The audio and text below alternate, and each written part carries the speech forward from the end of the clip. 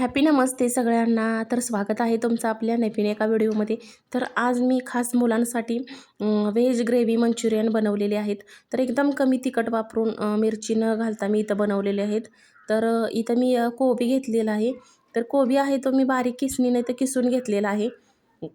Chopper असेल तर चॉपरच्या साहाय्याने बारीक केला तरी चालतो, पण किसणीच्या साहाय्यानं खूप बारीक असा कोबी इथं पडला जातो. आणि कोबी जितका बारीक असेल होईल ना, तेवढे आपले मंचुरियन आहेत ते खूप छान होतात. तर इथं माझा कोबी जो आहे तो सगळा किसून झालेला आहे. तर कोबीला बघा खूप पाणी सुटतं, अंगचंच पाणी खूप असतं. तर कोबी किसून झाल्याच्या नंतर हे जे सगळं पाणी आहे ते हाताच्या साहाय्यानं आपल्याला इथं निथळून काढायचं आहे. सगळं पाणी इथं निथळून काढायचं आहे. आणि कोबीतलं पाणी जे आहे ते निथळून काढून कोबी एका बाउलमध्ये मी आता घेतलेला आहे. तर इथं लसूण जो आहे तो मी इथं स्मॅशरच्या साहाय्याने थोडा स्मॅश करून घेतला आणि सुरीच्या साहाय्याने नंतर कट करून घेतला. अशा पद्धतीनं बारीक असा जो लसूण आहे तो इथं कट करून घेतला.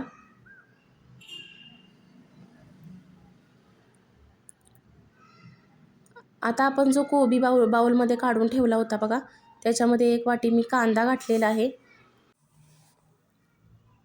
बारीक चिरलेला कांदा इथं घातलेला आहे. त्याच नंतर कट केलेला लसूण घातला इथं. आलंसुद्धा तशाच पद्धतीनं मी कट करून घेतलं आहे, ते सुद्धा आता इथं घातलेलं आहे अर्धा चमचा.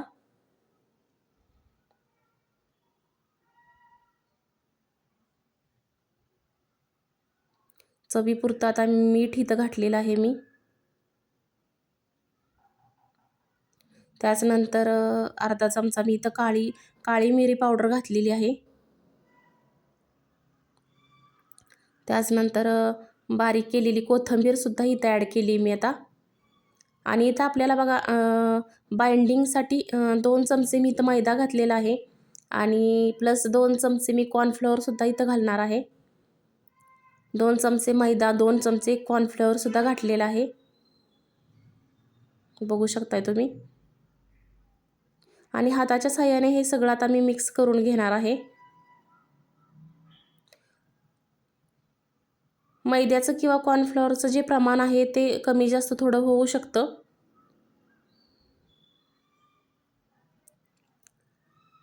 आता इथं वेलनेसची माझ्याकडं चिली पावडर आहे, तर ही सुद्धा मी आता इथं घालून घेणार आहे. अर्धा चमचा रेड चिली पावडर.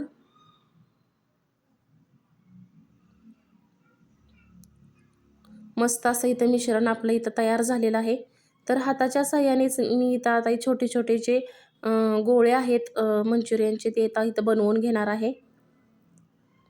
एकाच हाताच्या साहाय्याने खूप छान असे गोल आकार येतो त्यांना, मस्त असे तयार होतात, बघू शकताय तुम्ही. आणि सगळे जे आहेत ते गोळे मी आधी तयार करून घेतले आणि त्यानंतर मग तेल गरम करायला ठेवलं. तेल गरम झाल्याच्या नंतर एक एक करून हे सगळे जे गोळे आहेत ते मी तळण्यासाठी कढईमध्ये घातलेले आहेत. तर तळताना एक काळजी घ्यायची आहे की गॅसची जी फ्लेम आहे ती आपल्याला मोठीच ठेवायची आहे. कारण गॅसची जी फ्लेम आहे ती कमी ठेवली तर हे मंचुरियन आहे ते मऊ पडतील. म्हणून मोठ्या फ्लेमवर जर आपण हे तळून घेतले तर एकदम क्रंची आणि कुरकुरीत होतात हे मंचुरियन आणि आतूनही खूप छान असे तळले जातात.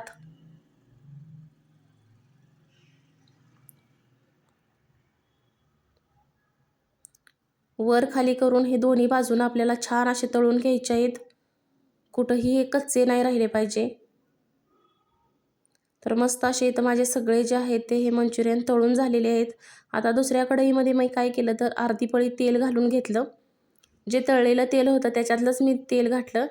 त्याच्यानंतर कांदा घातला आणि सिमला मिरचीसुद्धा घातली इथं, ढोबळी मिरची. हे दोन्ही चांगलं मिक्स करून घेतलं तेलामध्ये, कांदा आणि मिरची. बारीक चिरलेला लसूण, आलं घातलं, काळी मिरी पावडर थोडी.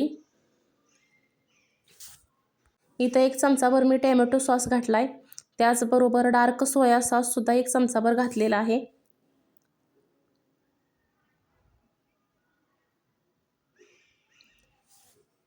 नंतर रेड चिली सॉससुद्धा घातलेला 1 चमचाभर. हे सगळं जे आहे ते मिक्स करून घ्यायचं आहे. आता इथं मी कॉर्नफ्लॉवरची स्लरी घालून घेतलेली आहे. म्हणजे एका वाटीमध्ये 1 चमचाभर मी कॉर्नफ्लॉवर घेतलं आणि त्याच्यामध्ये पाणी घालून स्लरी तयार करून घेतली आणि ही सुद्धा मी ह्याच्यामध्ये घातलेली आहे. थोडंसं वरून पाणीसुद्धा मी ॲड केलं आणि सगळं हे मिक्स करून घेतलं. बारीक चिरलेली कोथिंबीर घातली. थोडीशी माझ्याकडे कांद्याची पात होती एक, तीसुद्धा मी बारीक करून घातली इथं. मस्तपैकी आपली ग्रेव्ही तर इथं तयार झालेली आहे.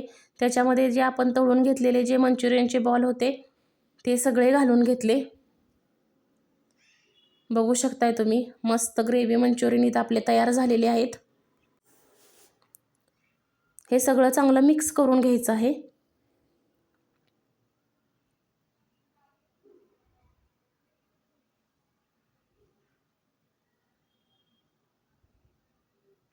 मस्त असा कलरसुद्धा आलेला आहे.